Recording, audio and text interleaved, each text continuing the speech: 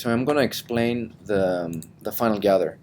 So here I have my scene, and I'm going to create just a plane, a polygon plane. So one thing about the 2016 is that when you open 2016, it starts with the viewport 2.0, and I've noticed a couple of bugs while working with while modeling. I had a problem with the snapping tools.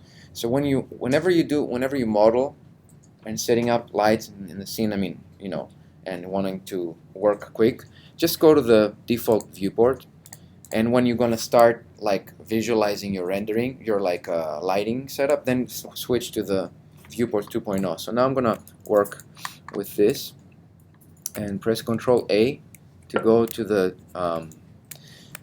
attribute editor and see. So everything just so you guys know, everything we make in Maya, let's say I make a cube here, everything will have Lambert 1.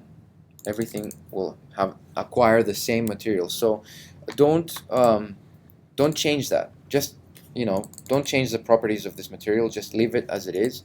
And if you want to start putting other materials in the scene, adding materials in your scene, just start adding a new material. So for this one here, let me just select this cube, and I'm going to bevel that. So I'm going to use the edit mesh bevel, and this is a ground, and this ground I'm going to just scale it. So I'm going to go and scale this 100 times, and here's what I have, and I'm going to turn on the wireframe unshaded. The icons have changed a little bit here, but it's basically easy to understand. And so I'm going to create an area light. Create lights, area light. So let's look at the lights. So we have ambient light, directional, point. We've talked about the spotlights. We said we're not going to be using the ambient light that much. We talked about the directional light being more like a source, like a sunlight, like a very general source that is infinite. So I'm going to use the area light for now, and we have some new lights that are down here in mental array, which we'll see later, but let's use the area light. So the area light is again a very so this, see, now I can actually manipulate the target and the light itself, because if you want to access the target, you press T. T is not target. T means the manipulation tool. So any manipulator that is like hidden, let's say if I press W, see the target, it disappears, so you only move the light. So let's press 7 to see. So this is the light, and see, I can move it. But if I press T, I can move the target too.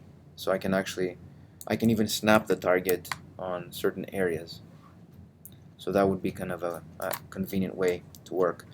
And this one, as I mentioned before, is a light that depends on its scale. So if I press R and start increasing the scale, notice that, well, now it's not, the intensity is not that much, but so if I bring it closer, yeah, the intensity is very low. So we need to start working with that.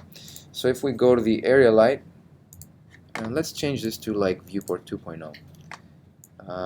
This actually is a better display, and see, it's better to like switch to viewport 2.0 so we can get a better understanding of what's happening. Now this is what I have, and again, viewport 2.0 only when you want to see what's going on in your scene in terms of rendering, like kind of like lighting, then you switch to that, because it will be a slower way to work. Viewport 2.0 will definitely slow down your workflow. So make sure to remember that, and then you go back to your legacy default viewport. So if you want to see the shadows, you go to the viewport and you say shadows. Then you see, and that's a very nice way to like visualize what's going on. Now this, I'm going to rotate it a little bit, move it back, and here's the intensity of 1. If I go and add decay, quadratic, like we did last time, now of course I'm losing all that energy. So I need to start. 10 doesn't do anything. Let's go 100. 100 might be better. So now I have, and then of course, that one thing is the intensity amount, but the other thing is also the size of the area light and how you want to manage that. So let's look at this for a second, and I'm going to go ahead and open the settings, so the display render settings. And the first thing you guys need to do is to go to your first tab here, the common tab, and look at your settings and go to the image size. And since you want to set up, we want to set up like an image size for our render. For this class, we're going to be using HD 1080, so 1920 by 1080. Those are going to be our final renders, and the resolution is going to be 72 dpi. That's fine, and that's our image size. The renderable camera is what camera is going to be rendered. In this case, I'm looking at from the perspective. You can see it here. It says perspective. So I'm going to say render this camera. So I'm going to go ahead and render that. So that's the render view. And let's do a full render now. It's mental ray, and then I'm going to do a full render.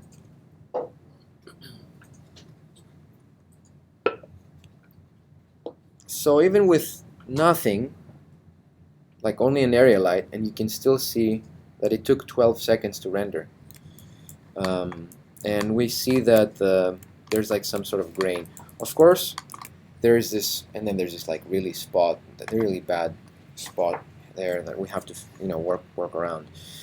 So one thing is that nothing is set up like we're just playing with just the area light now, but there's nothing else set up in the scene, and we're also using we're using mental ray, but let's see. Did we use Final Gather? No, not yet. So we don't have any Final Gather. We're just using Mental Ray. Let's see Maya software. So I'm going to keep this. So keep the image, and I'm going to go Maya software and just render that. So notice that Maya software just was 1 second, and one thing is that the ray trace shadows are not on there. So let's see. If we go here, Maya software, there's low quality, so we can actually say highest quality, and now the ray tracing has to be on, because last week we were using software, and in order to get the ray tracing shadows and any ray tracing kind of like effect, like the glass that we did last time had like a refraction, those things are not going to show if this is off.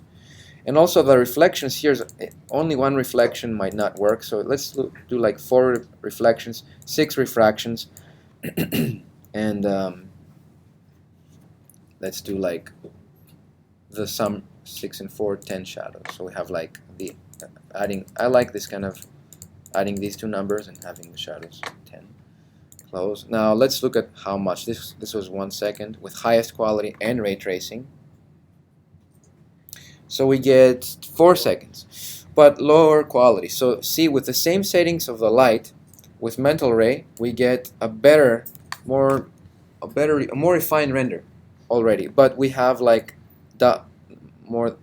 it's like 3 times the render time. Well, that we have to deal with that because we're going to be using mental ray. So that's definitely what we're going to be working on from now on. But let me go back to mental ray. I can switch back to mental ray, and that should already, yeah, it works here. And I'm gonna go refine this light for a second, just decrease this intensity. And what I'm gonna do is like introduce a fill light. So this fill light that I want to bring in will be a node that it will take over the entire space, so it will be like this huge dome. And how can I do that? Well, I can go to the render settings. So I only have 1 key light. I only have 1 area light. I have no materials yet. I'm just only gray Lambert. So here's the trick. You go to the quality. No, sorry. Where's it? They have see here.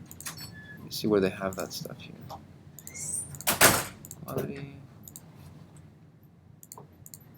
They changed it, so I have to.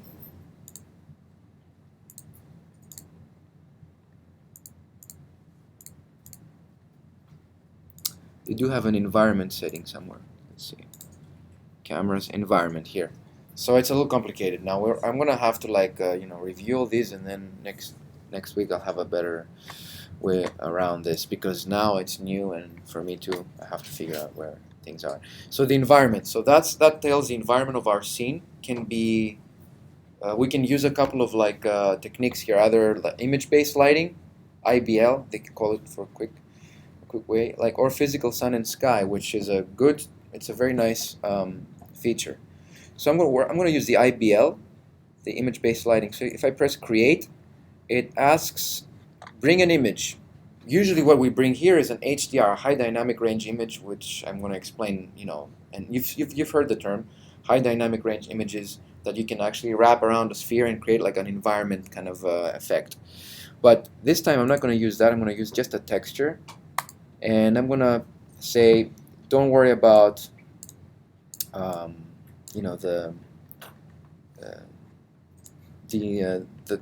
don't want to bring an image. So here the texture color is black right now, so I'm gonna this is not gonna work, so I need something more bright.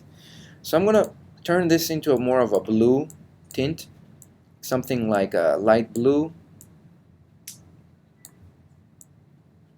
something like this, and render that. Now the thing is, if I have an environment, if I have an IBL and I render, nothing will happen unless I tell Maya, well, now use this to create this photorealistic event, so just use the final gather so it starts to bounce, points everywhere.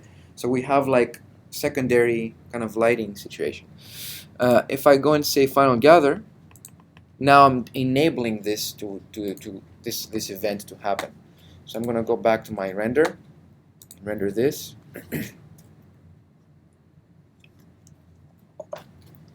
And notice what the difference is a huge difference, because now the whole IBL is actually lighting up the entire space. It's almost like having a dome of a very soft box, like being in a studio with filtered light everywhere.